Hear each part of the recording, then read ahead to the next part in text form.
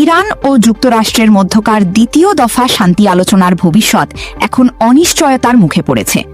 গত রোববার হরমুজ প্রণালীর কাছে একটি ইরানি পতাকাবাহী জাহাজ জব্দ করার পর তেহরান হুঁশিয়ারি দিয়ে বলেছে তারা আলোচনায় অংশ নাও নিতে পারে।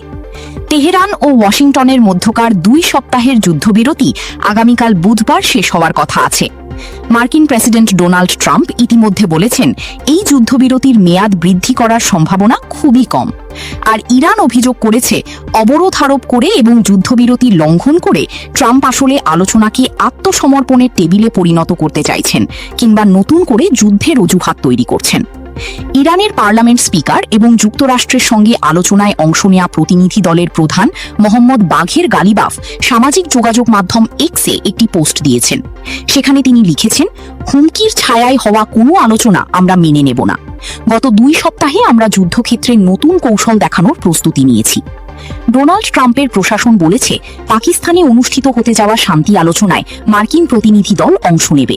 শুরুতে ট্রাম্প বলেছিলেন ইসলামাবাদে আলোচনা মঙ্গলবার হতে পারে, তবে সেই তারিখ পিছিয়েও যেতে পারে। ওয়াশিংটন আবারও একটি উচ্চ পর্যায়ের দল পাঠাচ্ছে, যার নেতৃত্বে থাকবেন ভাইস প্রেসিডেন্ট জেডি ভ্যান্স। এই দলে আরও থাকছেন মধ্যপ্রাচ্য বিষয়ক বিশেষ দূত স্টিভ উইটকফ এবং ট্রাম্পের জামাতা জ্যারেড কুশনার। তবে আলোচনা ঘিরে অনিশ্চয়তার মধ্যেই ট্রাম্প কড়া হুঁশিয়ারি দিয়েছেন। তিনি বলেছেন ইরানের সঙ্গে চলমান 2 সপ্তাহের যুদ্ধবিরতি যদি কোনো অগ্রগতি ছাড়াই শেষ হয়ে যায় তাহলে অনেক বোমা পড়া শুরু হবে। পিবিএস নিউজকে দেওয়া সাক্ষাৎকারে ট্রাম্পকে জিজ্ঞেস করা হয়েছিল যুদ্ধবিরতি শেষ হলে কি ঘটতে পারে। জবাবে হুমকি দিয়ে তিনি বলেন তাহলে অনেক বোমা পড়া শুরু হবে। ট্রাম্প আরও বলেন তাদের সেখানে থাকার কথা ছিল, আমরা থাকার ব্যাপারে একমত হয়েছিলাম।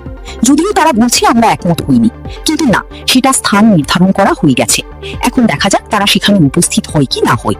তারা যদি উপস্থিত না থাকে তাহলে সেটাও ঠিক আছে। মতবিরোধের জায়গাগুলো। এক ইরানি কর্মকর্তার নাম প্রকাশ না করার শর্তে দ্য ওয়াশিংটন পোস্টকে বলেন ট্রাম্পের প্রকাশ্য বক্তব্যের ধরন এবং চলমান মার্কিন অবরোধ এই 2 বিষয়ই আলোচনার ক্ষেত্রে সবচেয়ে বড় হুমকি হয়ে উঠেছে। ওই কর্মকর্তার দাবি চুক্তির মূল কাঠামোর একটা বড় অংশ নিয়ে 2 পক্ষের মধ্যে সমঝোতা হয়ে গেছে, কিন্তু ট্রাম্পের কঠোর অবস্থান পুরো কূটনৈতিক অগ্রগতিকে ভিস্তে দেওয়ার ঝুঁকি তৈরি করছে। পাকিস্তানের মধ্যস্থতাকারীরাও ওয়াশিংটনকে একই ধরনের বার্তা পৌঁছে দিয়েছেন বলে জানা গেছে। তারা মার্কিন প্রশাসনকে সতর্ক করে বলেছেন প্রকাশ্যে কঠোর বা উস্কানিমূলক বক্তব্য আলোচনার প্রক্রিয়াকে ব্যাহত করতে পারে।